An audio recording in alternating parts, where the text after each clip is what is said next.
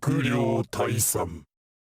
Welcome back to the channel, everyone. Today we have a really interesting news article that we're going to be taking a look at. Thank you to this person in the comment section who commented 17 hours ago. They're the ones who made me aware of this news article. Without them, I don't think I would have seen it, because when you Google Tekken 8, when you look in the news article section, you don't find it. You only find it when you type Tekken 8 negativity can seem bigger than it is. This news article was uploaded a couple of days ago, and we're just going to read as much of it as necessary to just understand what, as you can see here, Harada and Michael Murray are discussing about the reaction to season 2, social media, and nostalgia goggles. Hopefully this isn't a super hot take, because a lot of people are starting to feel really good about Tekken 8 and what they're offering, and we're looking forward to the future. So the part where they start talking about season 2, it says, after the new character introduction, I felt it was time to address the elephant in the room. How the team responding to the criticism of Tekken 8 season 2? That's the question. The developer's answer is, we had a lot of new people on the team. I'm actually fairly conservative when it comes to game design.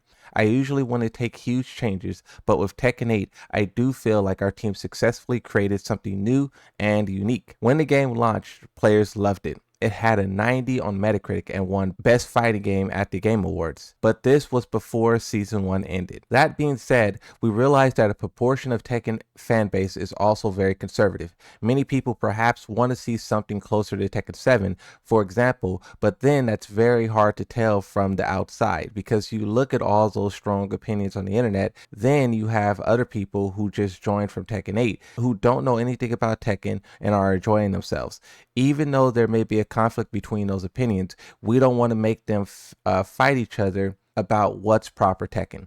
And if you think about season 2, I mean, that's what's been happening, not just on like a casual level, because at that level people always blame others for being carried and, you know, talk about balance and blaming balance for their losses. But we see that this conversation made its way all the way up to the top, where you have Arsenal, Knee, Pakistan, Korea, all of the pro players becoming the most vicious they have ever been, all because of the way that the game is balanced currently. But it also is very interesting here how he's talking about these strong opinions, and it's hard to tell if those opinions are a part of the majority or minority. And this is the thing, right? You make a video and that video get 20,000 views. You make a tweet, that tweet get 5,000 likes. It's hard to tell if that's just a minority people showing up to root for an idea, or if it's everyone. I mean, to give you an idea of what I'm talking about, right?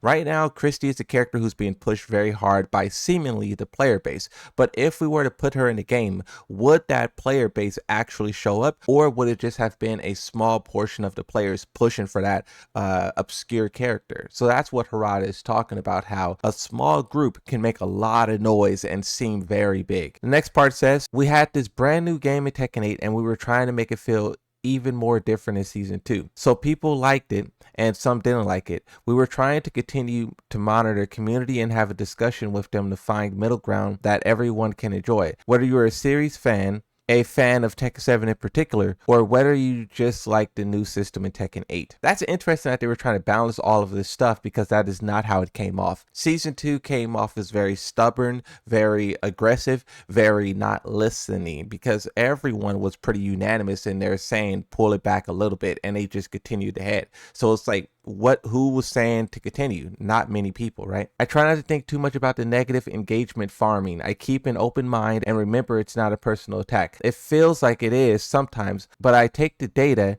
and try to get what they're saying. Then lay it on the table with Nakatsu. We look over it and say, okay, what represents most of our gaming population? What would make the most people happy? Rather than worrying about what people are trying to do on social media. And this is the thing as well, right? If you're worrying about what people are saying about your actions on social media, you'll never get anything done. You just have to know that people on social media will always be upset, and you just have to do whatever you feel is right. If you leave Anna the way that she is, everyone's upset. If you nerf Anna, animates are upset. So you just got to do what's best for the game. But it is interesting, negative engagement farming. I do agree there was a lot of that going on at the start of season 2. It was cool to hate on Tekken 8 season 2, but once again, they did that to themselves, right? It wasn't cool to hate on Tekken 8 at the launch of the game. It was only cool to hate on season 2 when they stopped listening. And once again, you talk about obnoxious, you talk about refusing to take criticism. That's when it became popular to hate on the game. Harada goes on to say, I do listen to negative opinions, but I only think of it as one person's opinion. But online online media can have the effect making the negativity seem bigger than it is. While you're listening to all of these different people, they are saying what they really believe,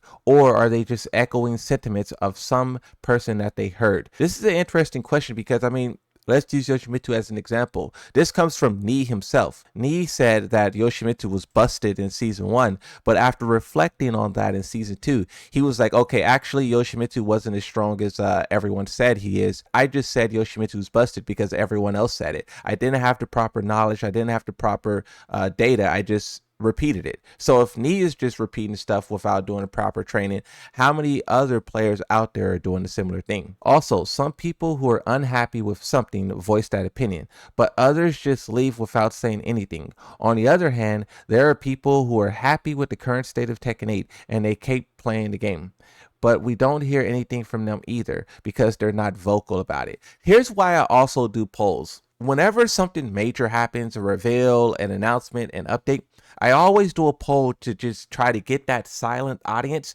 to just say something, just so we can see. Because, you know, there's been many times where a character was like, this sucks, that sucks, this sucks, you know, fix her face, right? We did polls about all of those things to see if people really think the face is bad, or if this is just, once again, a small group blowing it out of proportion. You know, there is a lot of people who are just silently watching, silently playing, and it is kind of important for those guys to give feedback sometimes so we can understand whether or not what we're saying is a hot take or not, right? So you can see the developers are struggling with that same thing. This is where Michael Murray steps in. Harada often told us a story about developing around Tekken 3 and Tekken Tag Tournament era. The team wanted to make a new game, so they took all the stuff that people didn't like about Tekken at the time, thinking it was, if we get rid of those parts, then obviously everyone's going to love the game. But that didn't work. They came up with Tekken 4, which at the time was thought to be a strange version of Tekken. So you can see there once again how they're talking about how Tekken 4 was supposed to be the answer to everything that people didn't like about Tekken 3, and then Tekken 4 ended up being one of the worst performing Tekkens of all time,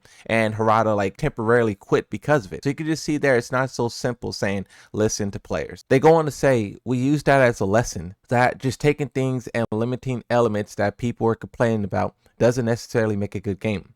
So that's why we're trying to be very careful about our evaluation of what people say about Tekken 8. But with 3D fighters, the majority of the people who would always go to the latest installment because it's had the prettiest graphics and the best technology at the time. Not many people went back and played older Tekken titles. And we noticed in the console version of Tekken 5, we included older iterations of arcade versions, Tekken 1, 2, 3. People would boot up those games and go, oh yeah, I remember this. And then they would return to the main game. But maybe things have changed and we need to revisit our thinking. So this is where the conversation kind of takes a turn. You know, a lot of people are talking about them adding in a collection edition of Tekken, and they're saying that we did that with Tekken 5 in a subtle way. Some people went back and played it, but it didn't really last long. But now, you know, their conversations like these are, you can see that their minds is changing, and they probably will do a collection. I don't know if they'll do it after Tekken 8 in between Tekken 9, or if they'll do it after Tekken 9, because you do got to keep in mind, they have a tight schedule. They want Tekken 9 to release at the same time of PlayStation 6. So if you're going to do a collection, you either need to do it now because 2-3 years later is going to be Tekken 9,